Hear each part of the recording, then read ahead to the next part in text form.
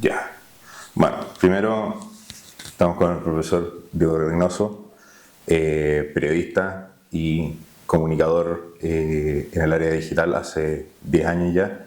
Más de 10 años. Sí. Más de 10 años. Profesor de la Universidad Mayor y experto en lo que es el uso de datos en cuanto a lo que redes sociales y información institucional significa. Bueno, profe, primero que nada, ¿qué es y cómo se articula su trabajo con el área con áreas como relaciones públicas, marketing institucional, equipos de investigación y cómo estos, principalmente cómo funciona su rol dentro de lo que es datos y periodismo? Sí. Bueno, he tenido distintos trabajos, entonces ha sido distinto y ha dependido como el tamaño de la empresa, organización, qué tanto se ha hecho. Por ejemplo, cuando trabajé desde el gobierno, en el CENSA, ahí trabajaba mucho marketing, pero en general lo trabajábamos con agencias. Entonces, más bien, mi trabajo ahí era ser contraparte y de cierta manera como liderar esos procesos junto con una agencia. Entonces ahí trabajamos harto campañas digitales, trabajamos harto los datos, analítica, y bueno, siempre también los sitios web y las redes sociales como tratando de monitorearlas y generando datos. En el fondo, yo en general ocupo los datos como para tomar decisiones y trato de llevar esos datos también a los lugares donde se toman decisiones más estratégicas que comunicaciones. Entonces, en ese sentido, la idea siempre es que la data sirva para la toma de decisiones y para mostrar qué cosas están funcionando o no están funcionando. Entonces, en general, yo desde que trabajo en este mundo, el monitoreo y la data es algo relevante. Ahora, por ejemplo, en el lugar donde trabajo ahora, es un desarrollo mucho más con equipos de investigación. Por razones presupuestarias tenemos menos posibilidades de contratar una agencia o cosas así, porque somos un centro de investigación.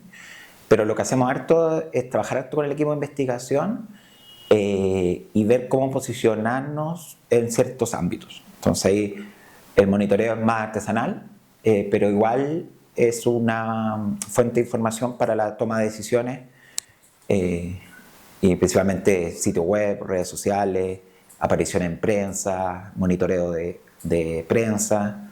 En general, toda esa información se trata de monitorear y se trata de llevar, por ejemplo, acá tenemos reportes mensuales.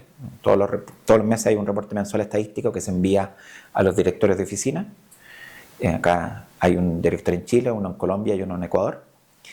Y en el fondo es ver, a mí me sirve, aparte de informar para la decisión, qué cosas funcionan, qué temas que a nuestra audiencia le gustan más, qué cosas que hacemos pareciera ser que tiene mayor interacción. Perfecto. Dentro de su experiencia, ¿cómo han evolucionado de los últimos años, digamos, los últimos 10 años de los que usted lleva trabajando en esto? ¿Cómo se han desarrollado y evolucionado los formatos y métodos de comunicación desde el punto comunicacional de los que somos comunicadores? ¿Cómo se han desarrollado especialmente en plataformas digitales y sociales, y redes sociales? Yo diría que ha sido un cambio total. O sea, yo entré a estudiar el 2003 a la universidad. Por lo tanto, lo que he visto desde mi formación profesional, yo trabajo desde el año 2008, 2007 en esto, digamos. Entonces los cambios han sido totales. O sea, lo que yo más he visto es que pasamos, en primer lugar, una etapa de tener plataformas personales, en el fondo. Y ahí evidentemente Facebook es uno de los iconos más principales. Cuando habla de plataformas personales, ¿a qué se refiere? Porque que son personalizables, que son de uso social personalizable, de esta manera, porque ya existían los blogs. De hecho, yo mi tesis de pregrado la hice sobre los blogs. Entonces yo desde ese tiempo ya estaba estudiando como el tema digital. Los blogs ya eran una manera personalizada, ¿ya? Ahí generalmente se ocupaba Blogspot mucho. Estaba empezando a ocupar WordPress. WordPress en su periodo blog, digamos, ¿no? Después pasó a ser un CMS, ¿no?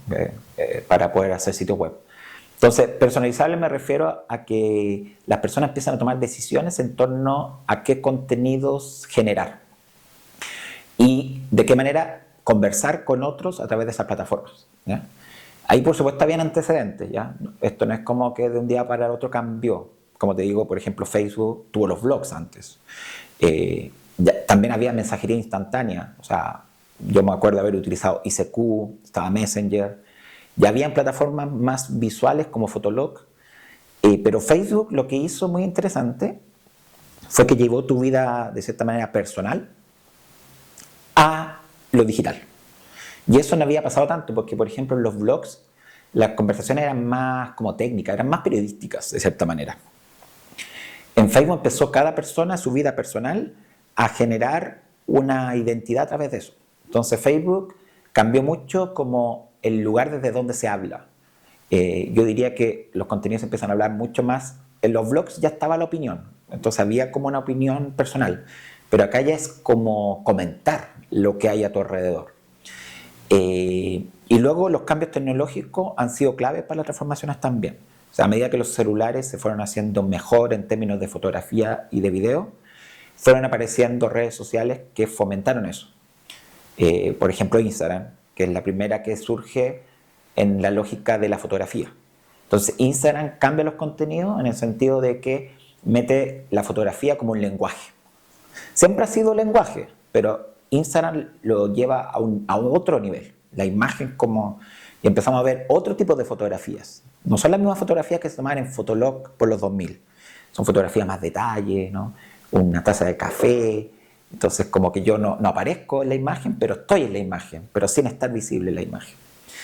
Y yo diría que después TikTok, si bien lo audiovisual ya había generado, YouTube es muy influyente en eso.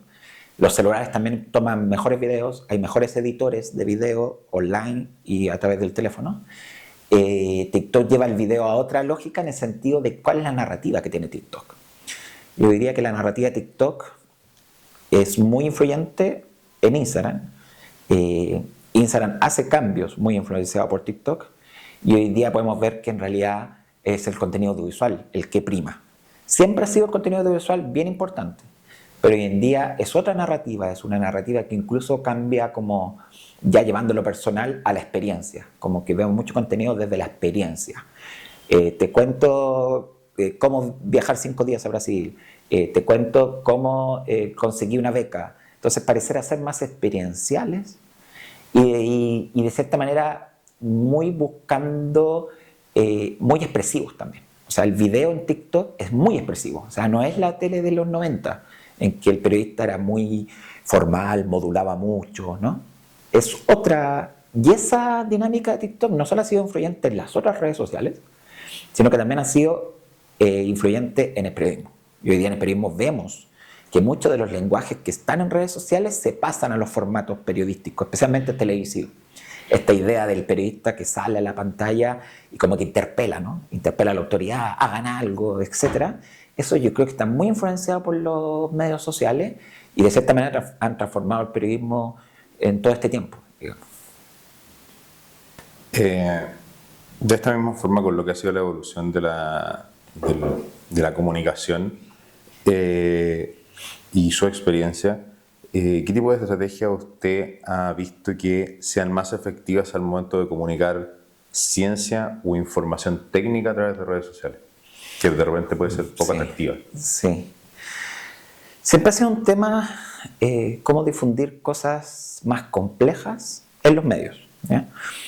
Y las redes sociales son una gran oportunidad, es decir, es una plataforma en que hay mucha gente participando, pero a la vez pone un nuevo desafío que ya existía por la dificultad del contenido, de que tiene que ser breve, conciso, directo, ojalá emocional, ¿no? Entonces yo diría que ese es uno de los principales desafíos, cómo transformar el lenguaje técnico en algo que a ti te pase algo, porque también la gente está abrumada de datos, digamos, como que, no sé, si te digo, la pobreza aumentó 3 puntos en Chile. ¿no? Ese es el titular, po. Ese es el titular, y explicarte eso pareciera que la gente muchas veces no se lo da, ¿ya? ¿Por qué pasó? No, no, es que hay una post-pandemia, no, es que hay un fenómeno mundial de una cierta conservadurismo o aumentos de costo de vida, no sé, hay un tema climático que ha afectado los bienes básicos, no sé. Entonces, explicar cosas pasa a ser algo relevante. La gente está buscando respuestas en Internet, pero a la vez te exige que sean breves y concisas. Y además, visualmente atractivas. O sea, y a mí lo que me ha ido funcionando más en el último tiempo es algo que funciona bien en redes sociales, que es generar la pregunta y darte la respuesta, en el fondo. No sé, si estuvieran hablando de pobreza, diría, ¿por qué crees que la pobreza ha aumentado en los últimos 3? Y podéis poner alternativas, como una especie de quiz que funciona bien. Entonces lo que yo hago es ver qué cosas están funcionando en redes sociales y ver de esas cosas que están funcionando, porque no a todas te sirven, cuáles me sirven para meterle mi contenido. Entonces ahí no trato como de generar una nueva narrativa, porque en general es difícil. Es mucho más fácil sumarte a algo que ya existe a crear algo desde cero. Lo innovador y lo creativo es cómo aprovecho lo que se está hablando para llevarlo. Entonces, por ejemplo, generar preguntas, formato quiz, y después te lanzo la respuesta, ¿no? Y no sé, hacer una especie de juego.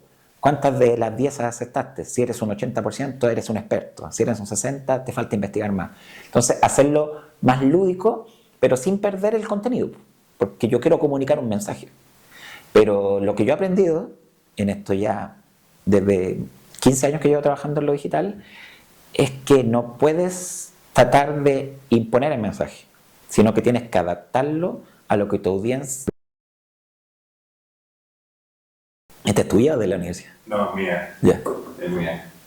Es buena, pero es un poco antigua, entonces... Sí, es buena. ¿Tú me dices cuándo? Bueno, nos quedamos en la adaptación del mensaje. Sí. Entonces, uno de los errores que yo veo es que la comunidad científica o la ciencia quiere tirar el mensaje porque le parece relevante, y yo creo que de verdad es relevante, ¿ya? Pero simplemente creen que poniendo el mensaje en la plataforma en que la gente está, va a funcionar. Y eso es un error. En realidad, el mensaje funciona por la forma en que tú haces llegar el mensaje. Entonces, eso es una disputa, porque muchas veces el área de ciencia científica no entiende esa lógica. No, pues si yo quiero decir esto, sí, tranquilo, que vamos a decir lo que tú quieres, pero antes tengo que suavizarlo, tengo que llamar la atención de la gente para que escuche tu mensaje. Si no, tu mensaje va a pasar nomás. Una especie de traducción. Exacto, y si no, van a pasar de él. Y la idea no, pues si uno invierte tiempo en hacer una gráfica, hacer un video, y quizá incluso entrevista al científico, la idea es ocupar el formato que resulta atractivo. Ahora, evidentemente, esto es bien azaroso en algunos aspectos, no es ciencia exacta, y a veces tú encontraste una buena tendencia, encuentras que la gráfica te quedaron buena y una buena narrativa, y tampoco logras la... Entonces también es una cosa de consistencia, que es lo otro, ¿no? No puedes ir abandonando tu estrategia o cambiándola a cada rato, la gente también se pierde, ¿no? Entonces quizás la primera no te funciona tanto, la segunda quizás te funciona mejor, quizás encontraste el horario idóneo, quizás había un contexto en que tu tema funcionaba mejor. Entonces también ir probando. Esto no es ciencia exacta, pero yo diría que ese es lo primero, es tratar de pensar en la audiencia antes que en el mensaje. A los que quiero llegar, ¿no? Entonces, ¿a quién queremos llegar con esto? ¿Queremos llegar a los científicos o queremos divulgarlo a la sociedad? Si queréis divulgarlo a la sociedad, tenéis que entrar en las reglas del juego de la sociedad y cómo la sociedad interactúa en esos espacios. Eso es como la defensa, y al menos a mí me ha funcionado. O sea, la gente con la que trabajo entiende eso y después ve que los resultados también avalan esa idea. Y de repente, no, a consideración suya, de repente puede ser que esta adaptación del mensaje, como usted mismo dijo, los titulares de como que apelan a la emocionalidad un poco, podrían ser catalogados como sensacionalista, de quiero llamar tu atención, permean un poco el rol fundamental del periodista, que es informarte si la persona finalmente no llega más allá del titular que hiciste para atraparlo. Claro. Y bueno, esto está en desarrollo. Es difícil ser tan tajante, pero sí, o sea, claramente los medios de comunicación y el periodismo está tratando de dejar que dejes de scrollear en la pantalla, ¿no? Que dejes de pasar. Y para eso necesita llamar tu atención. Y muchas veces, yo diría que más que sensacionalistas, yo lo que veo son exageraciones, ¿ya? Que están muy en el límite, pues. Están muy en el límite porque no son mentiras, pero están exageradas, ¿entiendes? Como que no es falsa información, sino que está exagerada o está descontextualizada a veces, ¿no? Como que le quitan el contexto y eso lo hace más llamativo. Pero yo diría que lo que pasa es que, por ejemplo, si le preguntas a la gente cómo se informa, ¿ya? La gente te va a decir que un porcentaje importante te va a decir que se informa por redes sociales. Entonces yo digo, si la gente siente que las redes sociales, que son contenidos cortos, efímeros, se sienten informados con ese nivel de contenido, ¿no? Y con eso les pareciera suficiente para estar informados. Entonces, ¿es culpa del periodismo? En parte sí, pero también es parte de cómo las audiencias también consideran estar informados. O sea, ¿por qué yo le voy a criticar a TikTok que su plataforma no es informativa? ¿Por qué TikTok tendría que ser informativo? Pero sin embargo, si le pregunto a la gente cómo utiliza TikTok, un porcentaje importante va a decir, para informarme. Entonces, esa es la dificultad, encuentro yo. Ese es el tema, en el fondo. Y cargarlo al periodismo, sí, tiene varias cosas. Por ejemplo, lo de lo exagerado, esta cosa como de tratar de como denunciar y como tan incisivo, por supuesto. Pero no el puro periodismo, pues la sociedad se ha transformado. Y el periodismo tiene que adaptarse a esos cambios en la sociedad y está buscando su forma. Esto está en desarrollo. Algunos lo hacen mejor, otros lo hacen peor desde mi perspectiva personal.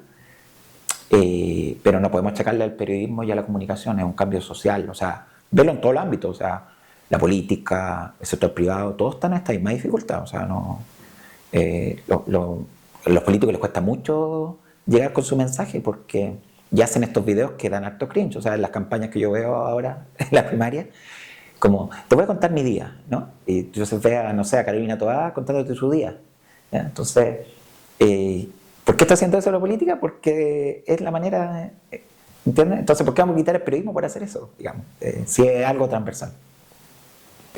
Con esto de nuevas tecnologías y sobre todo lo que es finalmente el tema de estudio aquí, que son los algoritmos, desde su experiencia, ¿considera que estos algoritmos han priorizado ciertos tipos de discursos o priorizan, como son plataformas personalizables, el algoritmo prioriza cierto tipo de discursos o estéticas en desmedro de la información de interés público? Sí, totalmente. Es por lo que te decía anteriormente. Las redes sociales no tienen un objetivo informativo ni periodístico, ¿ya?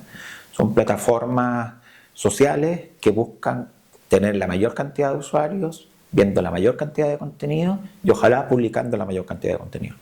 Entonces, los algoritmos de las redes sociales no tienen un criterio informativo. A veces puede calzar, ¿ya? No sé, si va a haber un temporal esta semana, el algoritmo de las redes sociales te va a mostrar mucho contenido del temporal y coincide con lo informativo, ¿ya? Pero son esos hechos los que coinciden. Y básicamente te van a mostrar mucho porque es lo que tú estás viviendo desde lo personal. Estás viviendo en un lugar que está pasando eso. Entonces, ellos asumen que tienes mayor interés en algo más cercano, en el fondo. Pero yo diría que no tienen interés informativo y yo diría que es un problema para las democracias modernas, los algoritmos, en el sentido de que la gente está utilizando esas plataformas para objetivos informativos y a las plataformas no les interesa ser informativos. Y ahí tienes una dificultad. Y los algoritmos además, en general, tienden a mostrarte contenidos que tengan un tono más emocional. Y con más emocional me refiero a que lleva discursos mucho más de odio, de rabia. Buscan un poco eso, o sea, como tomar posición. No sé, sobre el aborto. No, yo estoy totalmente en contra. No, yo estoy totalmente a favor. Entonces, tiende a extremar las posiciones. Y eso para las democracias modernas es complejo porque las democracias modernas requieren algo que pareciera muy difícil de conseguir en estos tiempos, que es consenso. Entonces, cuando los algoritmos te fortalecen y te muestran contenidos que estén de acuerdo con tu posición, lo que se observa es que las intenciones de dialogar o consensuar disminuyen. Más bien me voy a mi tribu, que opina igual que yo, y fortalezco mi opinión. Y eso el algoritmo lo potencia totalmente, totalmente. Entonces sí, son muy influyentes. Y ahí vienen los medios de comunicación y su dificultad, porque a los medios de comunicación tratan de tener fuentes plurales, ¿no? No toman posición por una o dos, tratan de mostrarte los dos lados, ¿cierto? Entonces ahí empiezan a pasar que los medios empiezan a decir, no, ustedes son este medio facho, y después hace una noticia contra la izquierda, o sea, contra la derecha, no, este de izquierda, ¿no? En realidad están haciendo periodismo nomás, ¿ya? Están haciendo periodismo nomás, mostrándote los dos lados para que tengas información para tomar decisiones. Y el algoritmo no le interesa eso. No le interesa eso, quiere fomentar tu actividad. Y eso es lo que pasa con los algoritmos y el periodismo, digamos. Ahí, bueno, estuve conversando previamente también con una persona que es psicóloga, que hacía esta pregunta un poco de si es una red social y se mueve en un ámbito social, la información no debería estar considerado como uno de los pilares también al ser una plataforma social. Y se lo pregunto a usted que trabaja en esto Sí. Bueno, sí, la información es clave en general en el mundo moderno. Tenemos, como nunca en la historia de la humanidad, acceso a información sin necesidad de los medios. O sea, yo puedo acudir a la fuente directa, ¿ya? Por ejemplo, no sé, lo que ocurrió el domingo con este barco que estaba tratando de llegar a Gaza. Ellos estaban transmitiendo en directo por redes sociales. O sea, yo no necesitaba poner la televisión para saber, porque la televisión iba a estar agarrando la misma señal que yo puedo acceder directamente. Entonces creo que llevando a tu pregunta, creo que ahí falta un elemento, que es que las fuentes, hablando en términos periodísticos, están en esos espacios e informan también en esos espacios. Y las personas pueden ir directo a esa fuente y no sé, por ejemplo en el fútbol pasa, ¿no? La conferencia completa de Gareca, entonces la gente puede ver los 45 minutos. El medio de comunicación te va a hacer una selección de cuñas, te va a elegir 3, 4, ¿no? Y las va a lanzar al aire. Entonces, la información en sí pierde el monopolio mediático y pasa a ser un elemento social. Siempre lo ha sido, pero ahora hay menos mediación. Las audiencias van directo a la fuente y se quedan muchas veces con lo de la fuente y no hacen el ejercicio periodístico de contrarrestar porque ¿por qué lo van a hacer, digamos, ¿no? Entonces la noticia en sí pierde valor en el sentido de que pareciera ser que está dada, está siempre, ¿no? Por eso también han bajado la venta los periódicos y el consumo informativo formal, porque la gente, o sea, en los años 90, 80 y para atrás, compraba el diario para estar informado.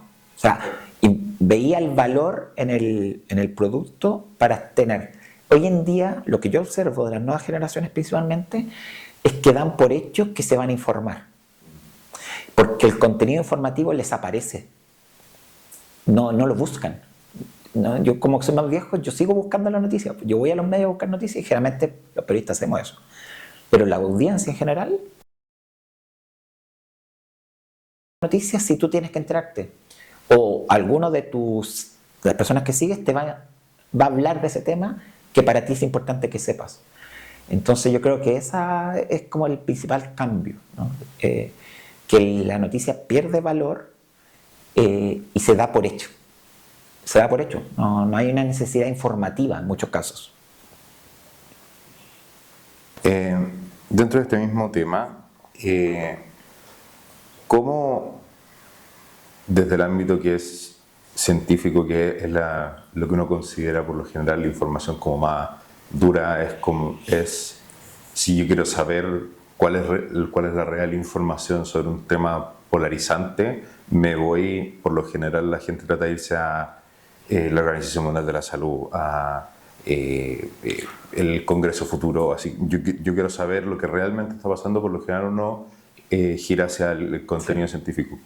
¿Cómo el contenido científico es segmentado en cuanto a la gestión de audiencias para poder llegar a esas personas? Porque el ejemplo que estamos ocupando dentro de este estudio, de esta investigación, es precisamente lo que ocurrió durante la pandemia con la creación de grupos antivacunas.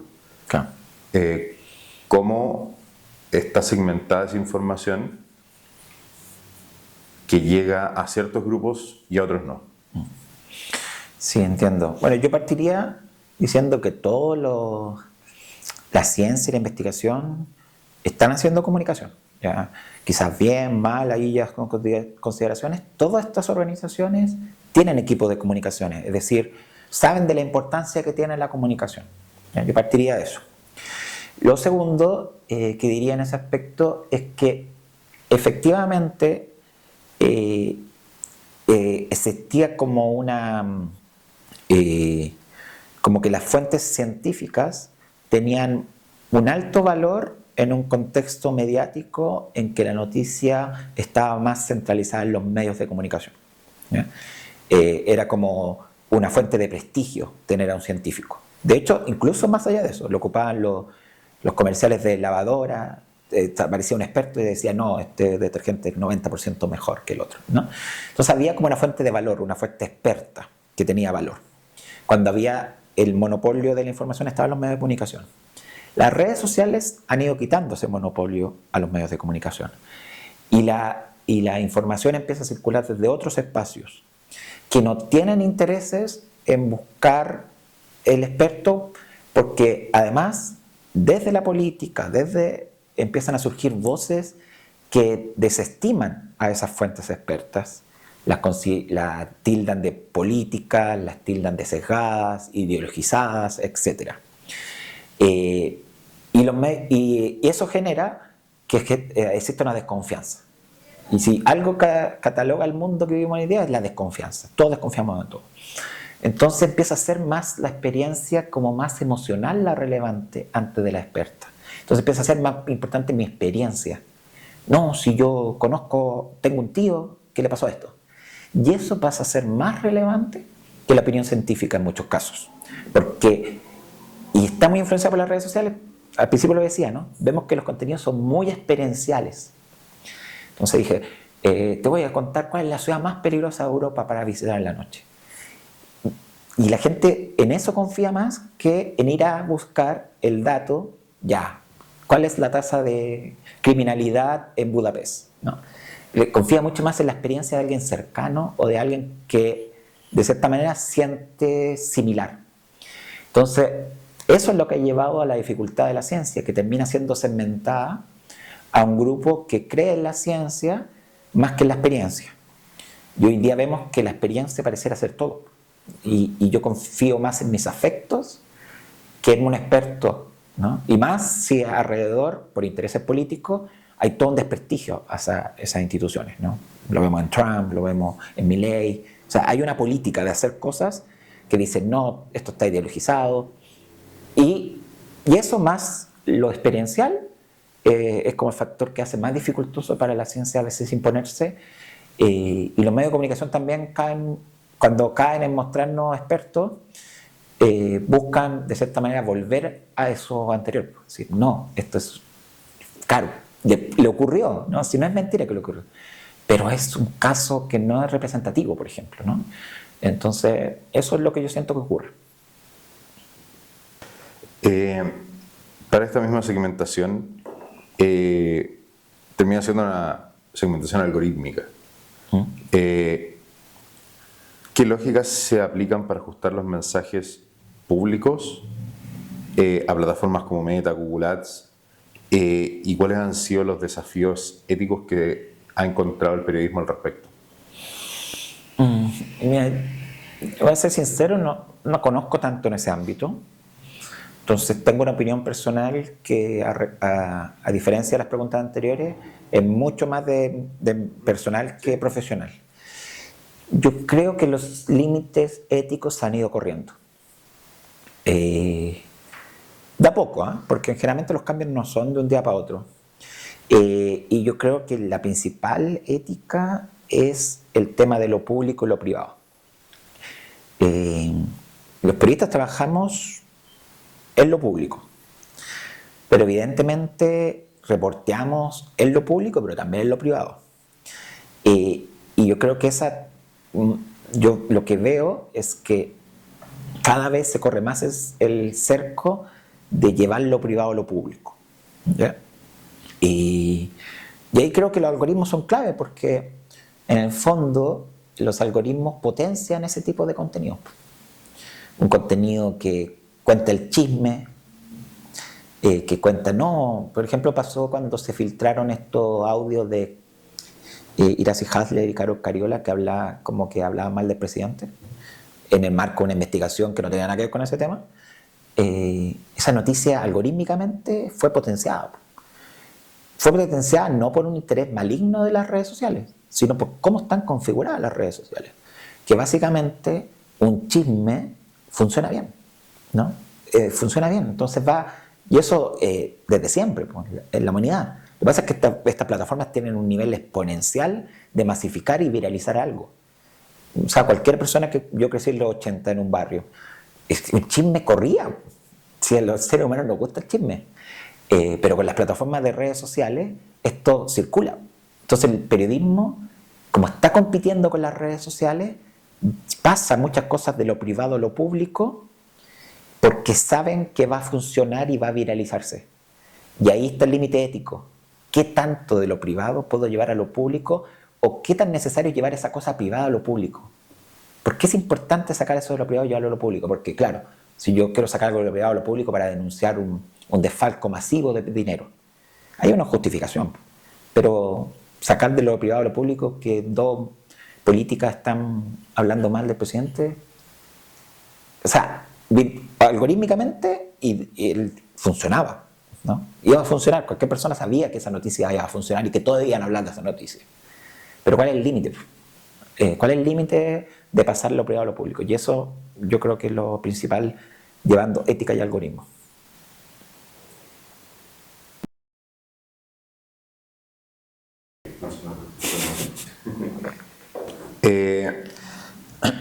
En esto, sobre todo con temas de ciencia, porque las ciencias, si bien pueden ser ciencias exactas, hemos visto por historia alrededor de toda nuestra existencia que algo que se creía cierto, tiempo después resulta que no era tan cierto. Ahora entendemos que pasa por otra cosa, por otra razón. Estamos constantemente descubriendo nuestro propio universo. ¿Cómo se enfrenta comunicacionalmente el que ahora, si te retractas de algo que dijiste porque ahora descubriste que hay más información al respecto, críticas de son mentirosos, desinformación, esto es fake news, y un poco como ese ataque a la reputación del medio, institución, etc.? Sí, yo creo que en la ciencia, claro, en lo astronómico quizás pasa un poco más eso, pero en general lo que yo diría es que la ciencia siempre marca como ciertas limitantes. O sea, en general son nuevos descubrimientos que no tienden tanto a eliminar lo anterior, sino que a mejorarlo. ¿Ya? La ciencia es acumulada, es conocimiento acumulado. Por lo tanto, funciona así, ¿no? Y de hecho las vacunas COVID salieron muy rápido porque había un conocimiento acumulado previo de vacunas. Si hubiesen tenido que hacerlo desde cero, no hubiese funcionado. Pero quizás la vacuna de COVID no significa que las otras vacunas no funcionaran, sino que simplemente se adecuaron a los cambios que hay en el ecosistema. Pero eso es difícil comunicarlo. Y si hay alguien que quiera dañar la reputación de tu organización y lo quiere utilizar como un elemento para decir, ¿vieron que es verdad que estas instituciones tienen este interés? En realidad, las redes sociales son un buen espacio para eso, ¿ya? Pero ahora yo no soy tan pesimista y creo que la ciencia sí ha encontrado espacios en redes sociales. O sea, no sé, por nombrar una, Tere Paneque es un buen ejemplo de cómo la ciencia se puede llevar en un formato atractivo para las redes sociales y hay interés por la divulgación científica.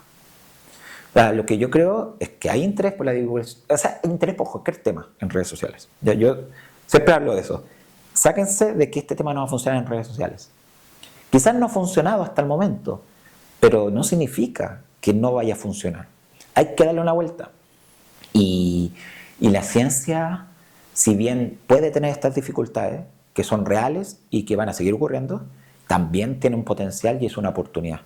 O sea, mi experiencia es que los temas de ciencia era difícil meterlos en los medios de comunicación.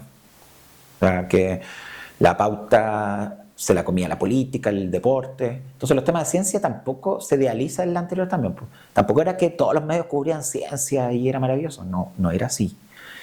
Y ahora con canales propios desde la ciencia o creadores de contenido desde la ciencia, puedes comunicar directamente a tu audiencia sin necesidad de los medios y eso te permite innovar. Porque además el medio de comunicación, los periodistas no somos expertos en todo. Entonces cuando hablan con un científico, puede ser que escriban algo que no tiene tanto sentido para los científicos. En cambio, si yo como comunicador trabajo con un científico, un guión para un video en redes sociales, probablemente no vaya con esos errores. Entonces, yo creo que las redes sociales son bien bipolares, ¿ya? Son un espacio de amenaza constante, de crisis constante, pero también son espacios de oportunidad e innovación constante también. Entonces, yo creo que son... Por eso hay que tomar decisión, hay que pensar bien los contenidos que hay a publicar, ¿ya? Por ejemplo, lo que yo recomendaría es que si ese paper tiene demasiadas notas al pie, y quizás no lo divulgamos tanto, porque puede pasar. Pero si estamos súper seguros de lo que estamos diciendo y todos los datos nos indican eso, démosle. Salgamos con esto y busquemos la manera de que sea atractivo y que funcione. Y ha pasado que muchas veces la ciencia ha sacado cosas por redes sociales y después los medios se cuelgan de eso y ahí lo hacen noticias, porque los medios de comunicación están mirando las redes sociales. En este mismo ámbito de lo que es, lo que es la divulgación científica, en lo que fue el movimiento antivacuna, lo que es todavía el movimiento antivacuna, este concepto de construir identidad a través de lo que yo creo en redes sociales, porque es súper difícil, y lo he experimentado de cerca a través de este proyecto, lograr entregar información que no coincida con lo que ese grupo cree, incluso aquellos que de alguna forma han desertado de ese movimiento, de esa creencia.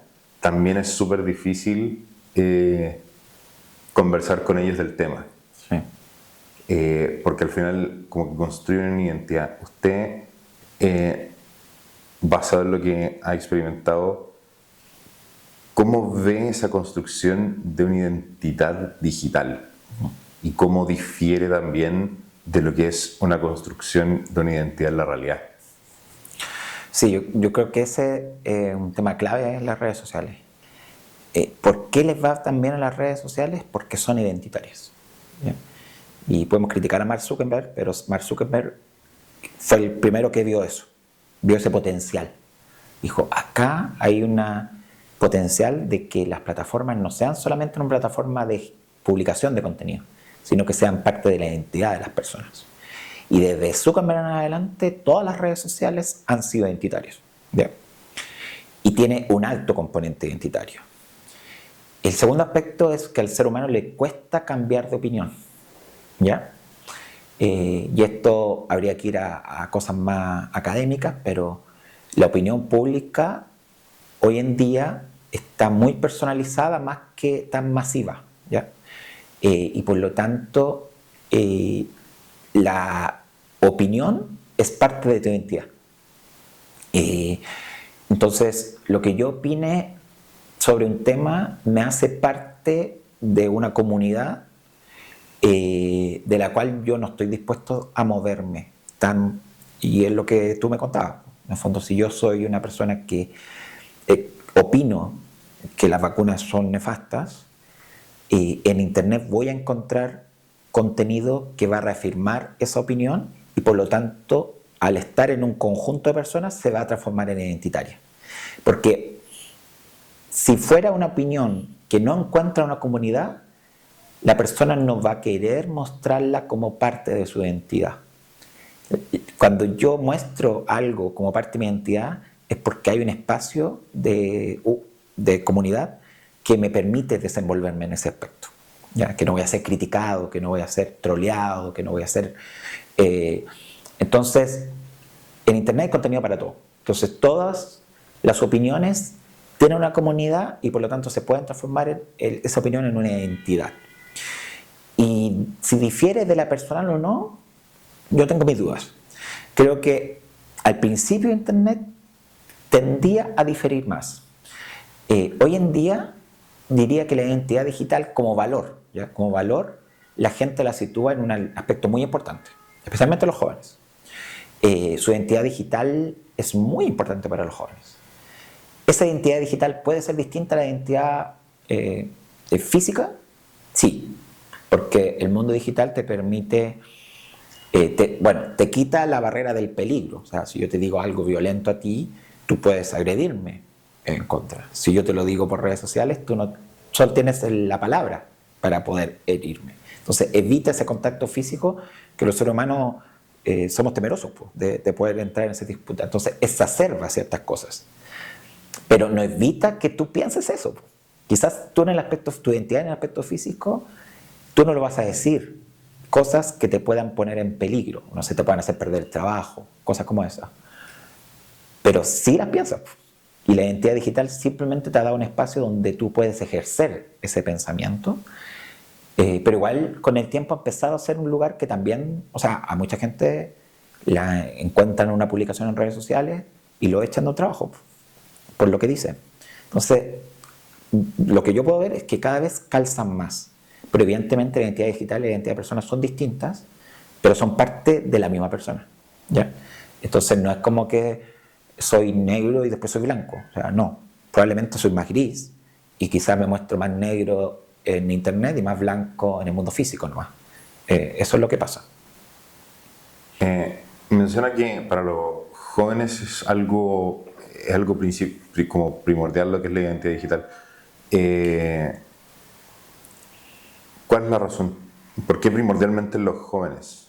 En primer lugar, porque crecieron en el mundo de las redes sociales. O sea, desde pequeños son espacios donde ellos sociabilizaban.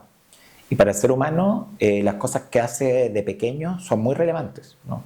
En su recorrido social, en su vida. Por ejemplo, yo tuve Internet a los 17 años, entonces para mí no fue parte de mi desarrollo el crecer con las redes sociales, por lo tanto para mí la identidad digital es algo importante, pero no sustancial.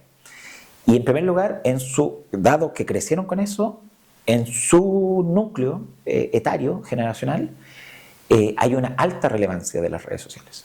Es la forma en que la gente se mantiene, se comunica, ¿ya? Por ejemplo, cuando yo era chico era muy importante la tele. La tele era la manera en que nos comunicábamos. Al otro día llegábamos a hablar del programa que vimos en la televisión. En redes sociales lo que pasa es que la gente ya no hace eso. La gente básicamente está conversando en esos espacios y es el primer punto de contacto para conocer a alguien en general. Hay ciertos espacios que la gente se sigue conociendo primero físicamente y después digital, que es el trabajo, la educación y el barrio quizás, el lugar donde vives.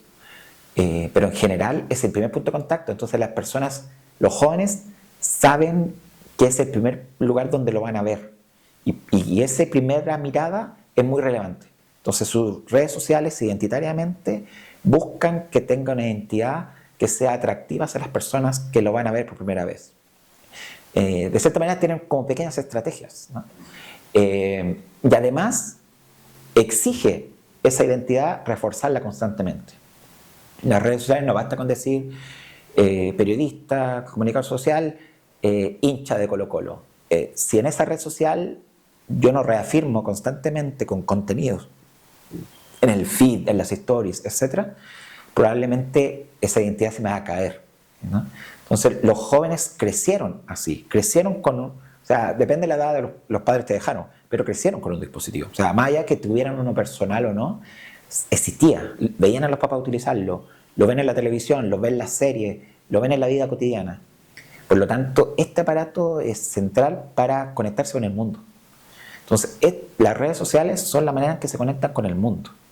Y la identidad que tienen ahí es donde se juegan la sociabilización en el fondo. Entonces, por eso es tan relevante para ellos. Para otras generaciones no lo era tanto porque vivieron sin esto, en el fondo. Y saben que se puede vivir de otras maneras. Pero para los jóvenes no conocen otra. Es la manera en que les tocó vivir y el tiempo que les tocó vivir, digo. En su experiencia, obviamente trabajando con investigaciones, tanto científicas, pero también mucho más de la lista desde la comunicación, ¿qué impactos, tanto positivos como negativos, ha visto usted de que toda una generación de jóvenes prioricen o tengan en tan foco a lo que es la identidad digital? ¿Cuáles han sido los cambios de una generación a la otra, por ejemplo? Positivos yo diría que el pluralismo. O sea, vemos muchas más voces en lo público de las que existían antes. O sea, vemos mayor diversidad en términos sexuales, etarios, económicos. Vemos que hay mayor diversidad de voces hablando en lo público. Y eso yo lo veo como positivo. Creo que reflejan más la sociedad en que vivimos a cómo era antes de las redes sociales. Yo considero que es un elemento positivo que tienen las redes sociales. Permiten poder visibilizar más voces, mucho más voces. En lo negativo yo diría que es la inmediatez con la que pareciera que tenemos que vivir.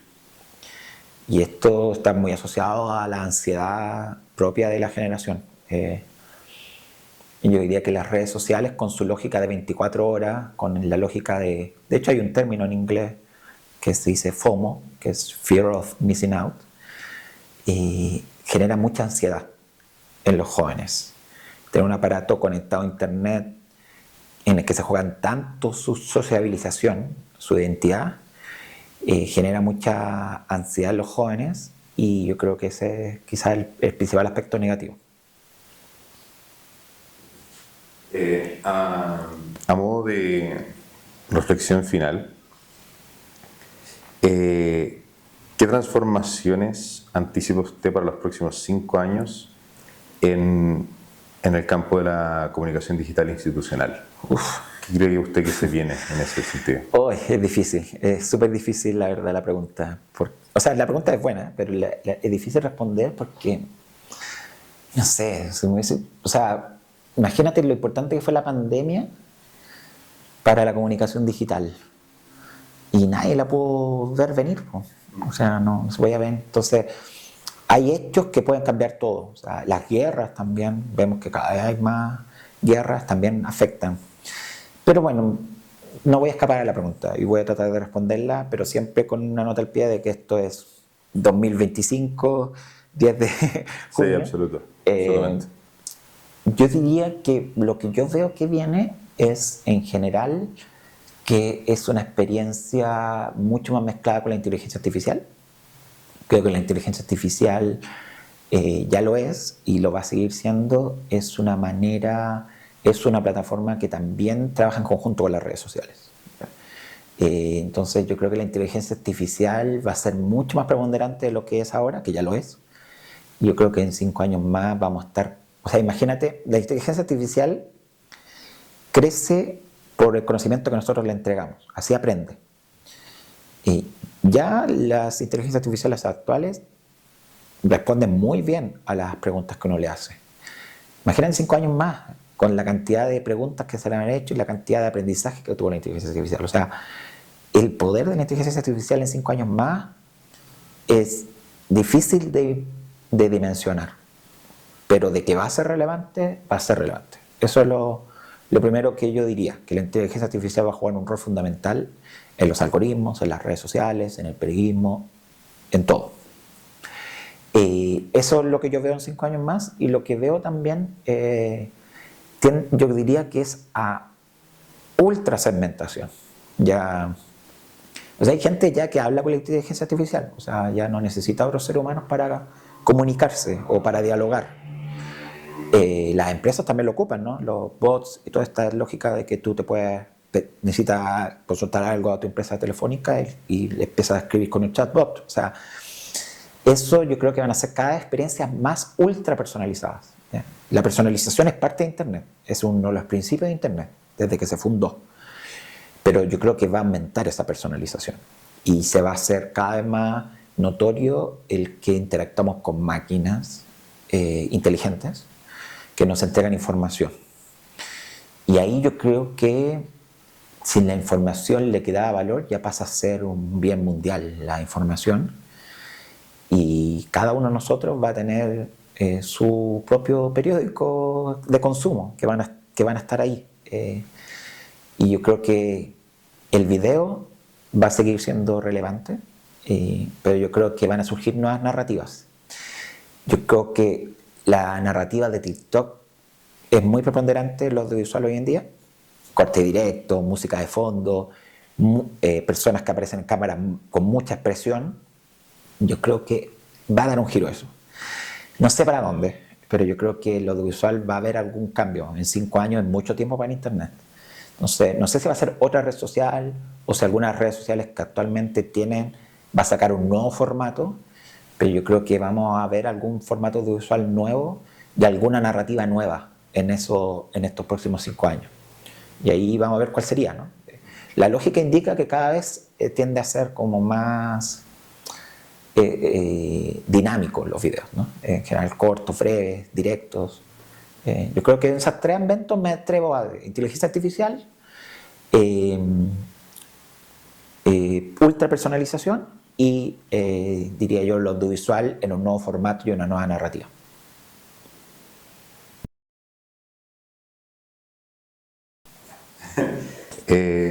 Una última, bueno, no pregunta, sino que más que una reflexión personal de usted. ¿Qué le recomendaría a una persona que en este momento ha logrado darse cuenta que se encuentra dentro de una cámara de eco en su espacio digital? Es decir, se da cuenta que cada vez el contenido está más coordinado con lo que pienso, con lo que creo, y casi no me muestra contenido con el que yo pueda discrepar. Es difícil recomendarle algo porque probablemente esa persona se siente cómoda en ese lugar. Pero si tuviera esa posibilidad, yo diría que es importante dudar. Yo creo que eso nos hace como seres humanos propiamente tal, la duda, ¿ya? Y yo creo que yo iría antes, hay que empezar a fomentar en la formación de los niños, jóvenes, fomentar más la duda, a dudar de las cosas. Yo creo que hay una desconfianza a todo, ¿cierto?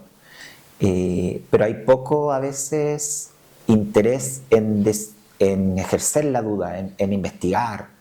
Yo diría, duden de lo que les dicen, duden de lo que leen, busquen otra visión. Quizá eso les va a permitir salir de esas cámaras de eco, ¿no? Pero yo diría que hay que hacerlo antes, o sea, más que cuando ya estáis en la cámara de eco, porque ya llegaste a ese lugar y estáis perteneciendo a una comunidad. O sea, es difícil salir de ahí. Yo diría que hay que formar a niños y jóvenes que duden de lo que les dicen, en el sentido positivo, ¿no? Que fomentar la investigación. Entonces yo veo que a veces cuesta generar eso porque pareciera que todo está ahí fácil de responder, pues las respuestas están todas en Internet, y ahora con la inteligencia artificial aún mayor, ¿no? Entonces como que ni siquiera hago la investigación. Si tengo una duda le pregunto a la inteligencia artificial, ¿cierto? Pero yo diría, incluso duda de la inteligencia artificial, ¿no? Es una fuente más, no es la única fuente. Entonces, yo creo que yo sé que en los currículos escolares ya está esto, pero yo creo que hay que incentivarlo mucho más, que en el fondo es una alfabetización mediática. Hay que enseñarle a los niños a usar las plataformas digitales, no solamente en lo técnico, de publicar o no, sino en los peligros que tiene, en cómo ejercer con la duda en esos espacios. Yo creo que por ahí va. Yo creo que es antes. Y a los que ya están, yo diría duda de lo que te dicen. A lo mejor va a llegar al mismo lugar, a lo mejor va a seguir en el mismo lugar, pero al menos el ejercicio de dudar, al menos ya te abrió a escuchar otras voces.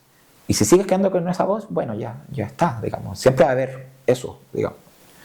Pero por ahí iría mi reflexión. Muchas gracias, profesor. De nada. Gracias por su tiempo. No, a ti.